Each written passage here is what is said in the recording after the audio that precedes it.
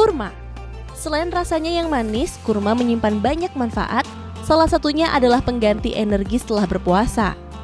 Buah yang biasanya ditanam di Timur Tengah ini ternyata bisa loh dibudidayakan di Indonesia. Di kebun kurma Maisarah ini salah satunya. Kebun seluas 3.000 meter persegi ini tengah mengembangkan budidaya kurma dengan berbagai varietas.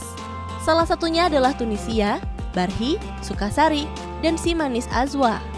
Terletak di Tambun Utara, Kabupaten Bekasi, Jawa Barat, kebun kurma yang dirintis oleh sepasang pasutri sukses membudidayakan kurma tropis dengan subur. Kenapa saya milih kurma? Karena unik. Artinya gini, sesuatu yang belum banyak orang percaya dan sesuatu orang yang mengatakan itu sulit, itu merupakan tantangan bagi saya. Kalau buah itu sudah terlalu banyak, sudah sering ikut-ikutan, nah itu saya udah biasa aja. Karena tapi kurma ini benar-benar merupakan pionir, benar-benar awalnya saya itu bukan hanya diketawain saja menanam kurma ini, tapi dianggap orang gila saja. Mengapa tanaman gurun itu bisa tanam di Indonesia, tanam di tropis?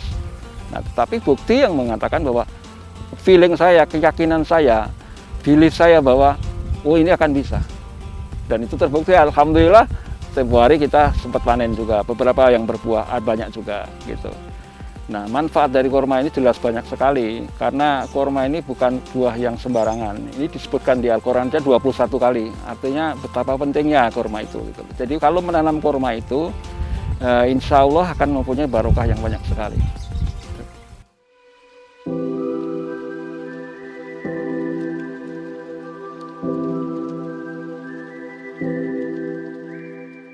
Menurut Pak Gun selaku pemilik kebun kurma, lahan yang baik untuk berkebun kurma adalah tanah yang kering.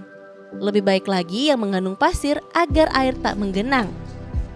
Hindari tanah kapur dan bebatuan karena akan mempersulit akar berkembang kecuali hanya untuk sekedar pembibitan. Maka skala jenis tanah tidak menjadi masalah, bahkan di curah hujan yang sangat tinggi. Nah, berikut cara menanam kurma yang benar agar cepat berbuah bersama Pak Gun selaku pemilik kebun kurma Maisarah.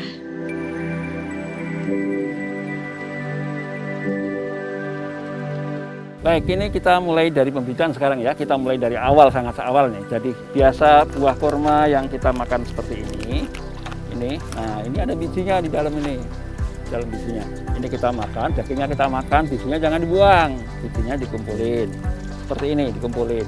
Nah ini harus dicuci. Digosok-gosok, dicuci. Kemudian di air buah ini selama 4 hari. Selama 4 hari itu tiap hari diganti. Jadi untuk menghilangkan daging-daging yang bakal nempel di kurma ini. Sampai bersih 4 hari, baru dipindahkan ke sini, Pak. Ke sini ditutup, tisu ini basah. Kenapa harus basah? Kenapa? Supaya lembab, ditutup nanti rapat. Dan jangan kena matahari, buat taruh di lemari. Nah setelah seminggu sampai 10 hari, dia akan keluar ketambah seperti ini. Nah, kalau sudah seperti ini, tanam. Ya, ditanam. Ini ada rahasia nih. Kalau menanamnya itu ininya di bawah, ini dari cerita orang Mesir itu akan jadi betina. Itu cerita mitosnya, saya nggak tahu kebenarannya tidak. Kita buktikan saja. Dan cara menanamnya, ini harus di jari kita ini dimasukin sini, Pak. Nah, kira-kira 10 cm.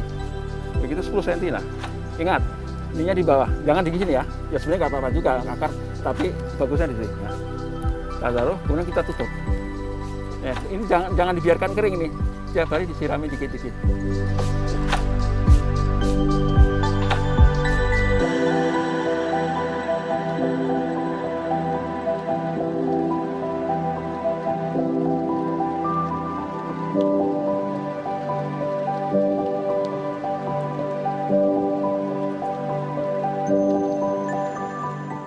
Nah, dari grounding itu menanamnya. Grounding itu minimal 1 tahun. Jadi minimal sudah pecah daun.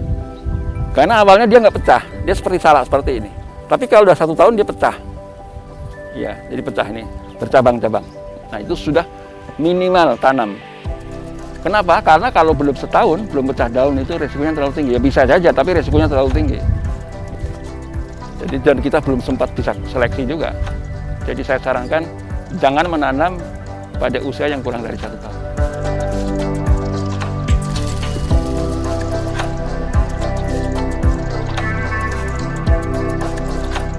Meskipun kurma cenderung tumbuh dengan waktu yang lama, perawatan dari budidaya kurma tersebut justru tergolong mudah. Ada pula beberapa hal yang harus diperhatikan, yakni perawatan air dan juga tipe pupuk yang dipakai. Perawatannya sangat mudah, sangat-sangat mudah, karena ini termasuk anggota keluarga palma. Hampir sama mirip lah dengan sawit, dengan kelapa, dan lain-lain. Intinya pohon ini butuh banyak air. Ya. Jadi biokurma ini khusus untuk kurma. Saya bekerja sama dengan PT Biokonversi. PT Biokonversi itu menciptakan produk biokurma yang khusus kurma, itu yang banyak masukan-masukan dari saya. Nah, kalau di planter bag itu media tanamnya cukup 3, yaitu sekam itu gantinya pasir untuk membuka pori-pori, kemudian tanah, kemudian pupuk kandang, cukup 3 ini saja. Ya, prosesnya 30, 40 persentasenya. Gitu. Sudah itu ya sudah. Insya Allah pasti tumbuh. Tapi ingat, jangan lupa sering disiram.